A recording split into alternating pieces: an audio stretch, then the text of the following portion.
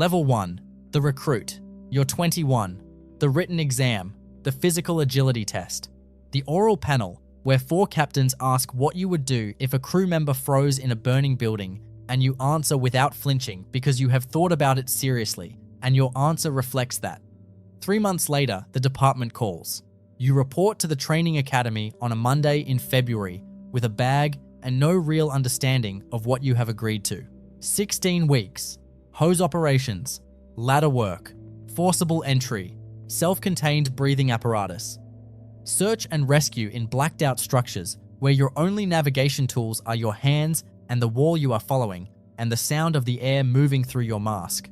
Your primary instructor is a captain named Hollis, who has 22 years on the job and a particular talent for creating conditions in which your instincts fail, so you are forced to replace them with training. You fail his search evolution on the first attempt. He runs it again. You fail more slowly. He runs it again. By the 5th attempt, your hands know what your brain was too slow to tell them. He passes you without comment. The comment was the 5 attempts. You graduate. You are assigned to Engine 14. Your probationary period is 1 year. Level 2. The Probationary Firefighter. You're 22. Proby. Everyone calls you that. It is not unkind. It is accurate. You are the newest and least experienced person on a crew that has been functioning together long enough to communicate in a shorthand you are still learning. You clean the apparatus. You cook when it's your night. You study the district, every street, every hydrant location, every building with a known hazard, every address that has come up before, and why. Your company officer is a lieutenant named Reyes, who has been on Engine 14 for 11 years. He does not handhold. He positions you where he can see your work and lets the work tell him what he needs to know. Your first structure fire is a residential job 3 blocks from the station. 2-story wood frame, smoke showing from the 2nd floor. You go in on the line behind a senior firefighter named Okafor, who moves through smoke like he was born in it. You hold the hose. You advance when he advances. You hold your position when he holds his. Afterward, at the station, Okafor tells you one thing you did right and one thing to fix. He does it the same way every time, after every job, for 11 months. By month 12, you have accumulated enough corrections that you are beginning to understand the shape of what right actually looks like. Reyes signs your probationary evaluation, satisfactory in every category. That is the highest mark he gives a probie. You understand that now. Level 3. The Firefighter. You're 25. 3 years on Engine 14. You have been on 240 calls. You have been inside 9 structure fires. You have performed CPR 17 times. The number that came back is a number you know and will always know. You stop counting the ones that didn't. A call comes in at 0340. Apartment building, 4 floors. Fire on the 3rd. Occupants still inside. You go up the interior stair with Okafor on the line. The hallway is untenable.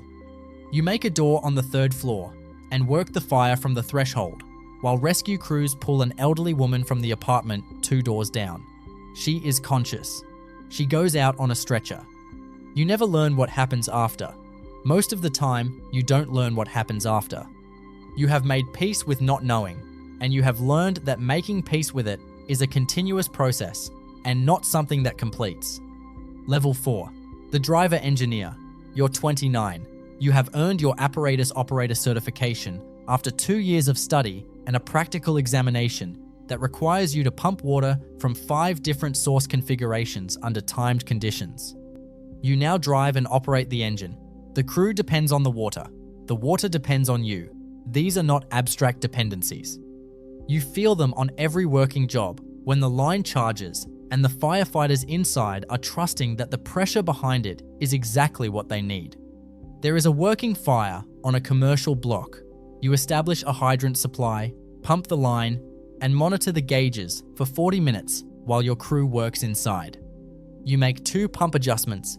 Nobody in there knows you made. The fire comes out, the crew comes out.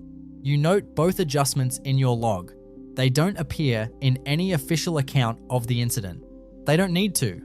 You know what the gauges said and what you did, and that the outcome was correct. Level 5. The Lieutenant. You're 34. You command a company now. 6 firefighters. 1 apparatus. Every call that comes in, you size up, you decide, you commit. The decision lives with you whether or not it lives anywhere else.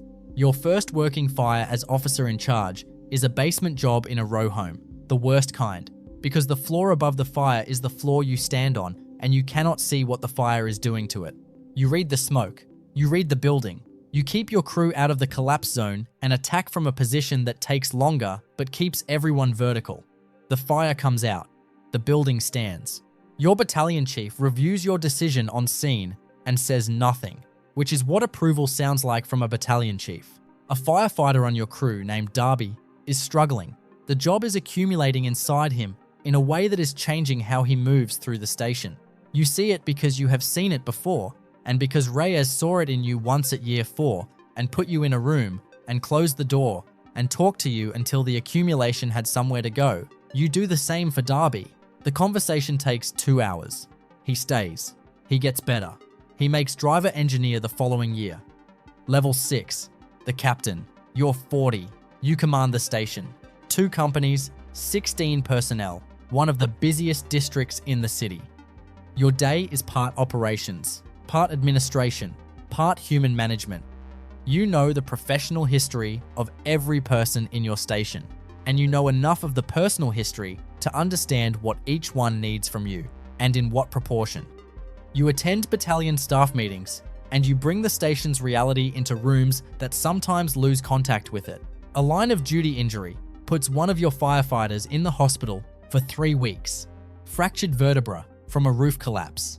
The collapse was not preventable, given what was known at the time. You review the incident anyway, 4 times.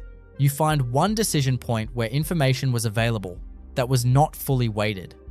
You build it into your next training evolution without naming names or assigning fault. The crew learns from it. That is the only outcome that matters. Level 7. The Battalion Chief. You're 46. You command 6 stations, 36 companies across a geographic area large enough that you respond to major incidents and coordinate resources across multiple companies without a direct hand on any single line. You have learned to command without touching, to direct without doing, to trust the officers you trained and influenced and evaluate, because their judgment is the extension of yours into places you cannot physically be. Level 8. The end of the line. You're 53. The retirement ceremony is held in the apparatus bay of Station 14, where you started. The engine is polished. The crew is in dress uniform. Hollis is there, 73 now, who ran the search evolution 5 times until your hands knew the answer. Reyes is there, retired 6 years ahead of you. Okafor, who moved through smoke like he was born in it, stands in the back and nods once when your eyes meet. Someone reads the numbers. Calls responded to. Years of service. The number does not include the things the number cannot include. Darby, standing upright. The pressure adjustments. Nobody saw. The woman on the stretcher at 0340, who was conscious. You drive home through the district you have known for 32 years. You still read every building as you pass. You always will. That is not something that retires. That is what the job built inside you, and you would not have it any other way. If there are more stories like this one, the ones about what a career actually costs and builds, subscribe so you don't miss them.